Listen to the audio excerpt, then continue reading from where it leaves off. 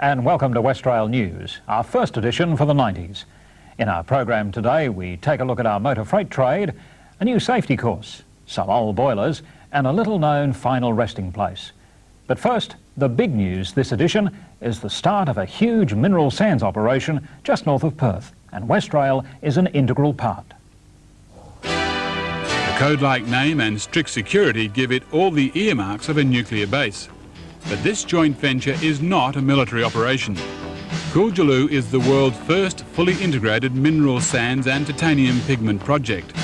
Our story shows the final load trials for the new operation, which will see Westrail railing 440,000 tonnes of mineral sands product from Muchea to Kwinana for shipping overseas. Now Westrail has officially begun a 20-year contract with the Cooljarloo joint venture. This plant is unique in that it's, I believe it's the first in the world that actually goes from the dredging and wet plant stage right through to the pigment plant and the final sales from there. A lot of other organisations do a segment of that process, but not the entire process right through. The operation will be a 7-day-a-week, 24-hour-a-day operation. When we're up in full steam, we'll be running 2 trains a day down to Kwinana with the product going out. Rail is probably a good alternative, mainly because of the location of the plant. We're the north side of Perth, up at Muchea, and we're shipping out of Kwinana on the southern side of Perth. Obviously, Perth Township is in the middle. Rail is deemed to be a good alternative, keeps trucks off the roads. The system is already in place, and Westrail have put in a spur line into the plant so that we can use that facility. The $375 million Cooljarloo project will create work for nearly 1,000 people, and with the final pigment product worth nearly 20 times the value of the raw material, the operation will be a great source of revenue for Australia. Westrail is the transport link between the plant and Kwinana, where it is shipped for export. Our efficient handling of the contract will be paramount to the success of this high-tech WA venture. An important contract for us all. A short note of thanks now to all the civil engineering track staff for their perseverance with the unseasonal weather we've been getting.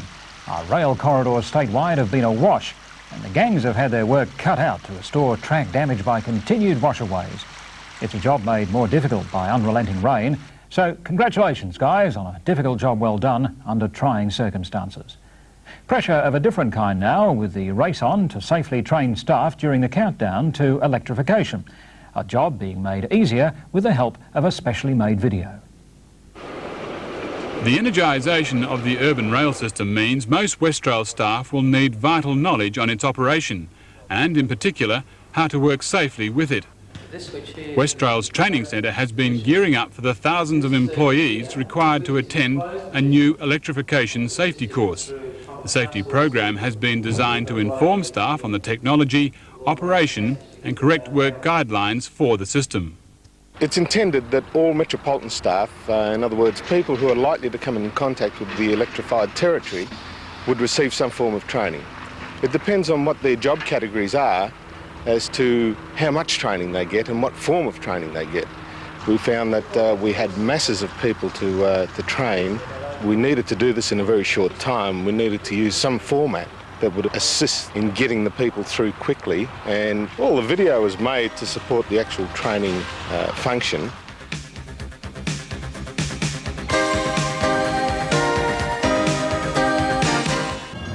The main element is this, the overhead line that delivers the power, 25,000 volts, to the rail system. His clothing could have caught on fire, and that would have produced other burns. And then other very serious burns are the internal burns, which occur when the electricity traverses between the hand and the foot. Where the electricity has to be switched off for maintenance work, planned isolations are necessary, and information about these arrangements will be published in the weekly notice or train notices. We feel that our staff need to be trained to the point where they don't take any chances. It's a lethal form of energy. There is no second chance with electrification.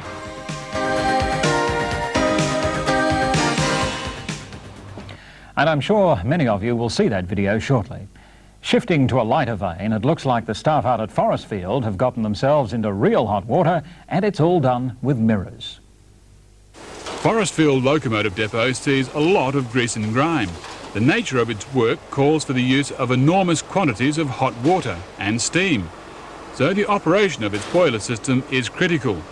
The depot recently converted from old diesel-fuelled steam boilers to a solar compound system, turning its rooftop into a massive heat collector. Up on the roof here we've got 40 panels. Each panel is 2 square metres in area. Gives a total area of 80 square metres. The two old steam boilers consumed 120,000 litres of fuel distillate per year. With this new compound system, we only expect to burn 10,000 litres, which is equivalent to saving in costs of $50,000 a year.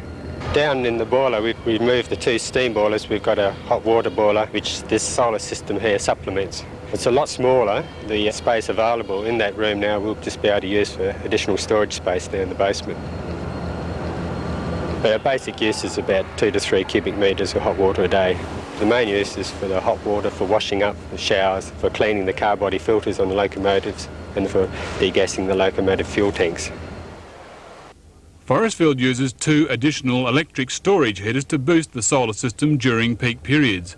But for most of the time, thanks to modern technology, it's hot water free from the sun. We've included 3 contributions to our viewers' video segment this edition. Mitch Sideris from the mechanical branch sends us vision from Queensland of the manufacture of the EMUs for the Electrification project. Our first rail car set is due to arrive in Perth in June for testing, and the next 2 car sets are expected to be shipped from the ASEA factory at about 1-month intervals. We'll keep you posted on their progress. The inaugural Westrail Indoor Cricket Challenge was conducted at Malaga last week with 6 teams from Northam, Forrestfield and Perth.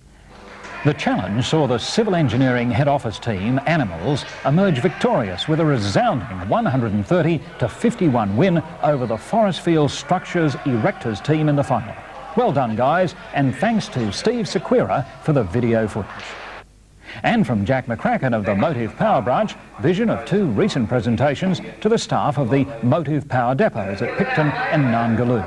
The guys at both locations have achieved 100,000 accident-free work hours and were presented with Commissioner's Awards to acknowledge their excellent achievement. Congratulations to them all.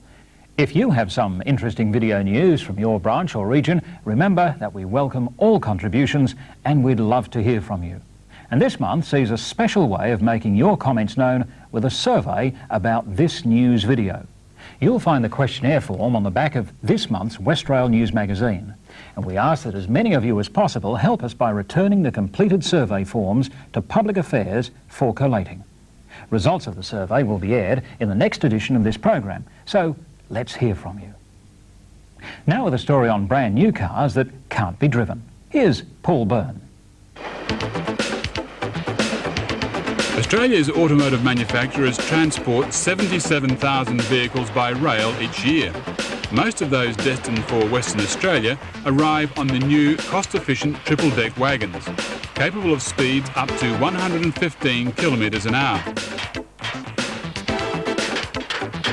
Westrail treats their arrival at Kwinana terminal with typical competence and attention to detail. The interstate motor freight is a valued contract worth more than $3 million a year. Every vehicle is individually verified and tallied, and then removed for inspection for any damage that may have occurred on the journey across. Railways of Australia have been working hard to get a larger slice of the car traffic in recent years. A number of initiatives have already been implemented, and more are planned in an attempt to increase our market share. Local car distributors are quick to point out that when it comes to transporting their vehicles, rail is by far the means they prefer. Basically, we prefer to use rail due to the fact that of the volume of vehicles that we receive in the state. We virtually receive from rail on a weekly basis anything between 100 and 150 vehicles into this yard a week, on a monthly basis of about 500 vehicles per month. So on that sort of quantity of vehicles coming in, transport by road is unable to keep up with our demands, and for the year just gone, 7,000 vehicles into our yard off rail. The way Westrail conduct their operations is very good. We have a very good understanding. The only thing that we'd like to see improved is the actual tie-down method on the actual wagons. I think an easier operations for securing the vehicles would be an advantage to both parties. Rail motor freight, an essential service that is acknowledged as the best means of transport in a highly competitive industry.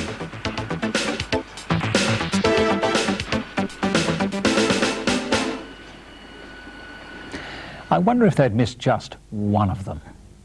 And that brings us to the end of another program, but before we go, late breaking news is that Westrail has a new Minister for Transport, Mrs Pam Beggs, taking over from Bob Pearce, and we hope to be speaking to Mrs Beggs in a future edition of Westrail News.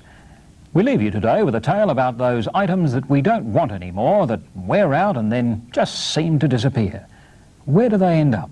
Manager of Midland Salvage Depot, Jim Kelly, has all the answers. See you next time. We do the whole of the state for Westrail. All your non-ferrous metals, your ferrous metals, everything's done through Salvage. Office equipment, locos, sleepers, bits and pieces of steel, your barbecues, wagons been made into restaurants, old fella telephone parts, radiators, pistons out of locos, toilet systems, stainless steel, you know, everything that is redundant.